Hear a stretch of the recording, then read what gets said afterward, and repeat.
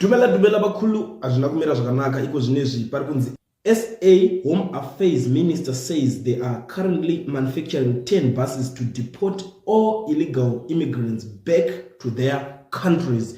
Ndio situation iripo iri kuitika zvakamhenge zvakanyarara, but Minister Munyowani pamwe zvichida ari kuda kumboratidzawo zvishando kana kuti kumboratidzawo kuti anoshanda sei muministry yake yakaiswa Nyowani. Asi vanhu vakawanda havasi kufara nekuda kwenyaya iyo, nekuti Zimbabwe kunyanyanya vanhu vachinzi my illegal immigrants vanenge vakanyanyisa kutageta Zimbabwe, because maZimbabwe nemamother's ndo vanhu vanenge vasina mapermits, even ndo vanenge vachitowa nyima mapermits acho, but vanhu vanenge vachitocomply vanenge vane mapassports. So apa this guy azvipira kutambisa mari yenyika achinohaya achinomanufacture zvimabhazi 10 zvake. Rekedza tigoona kuti zvichaita sei, tichiona kuti achada kudhipota ani, achabvuma, nekuti vazhinji vakambozviita asi vakazopedzera vatoona kuti vaitambisa mari yenyika.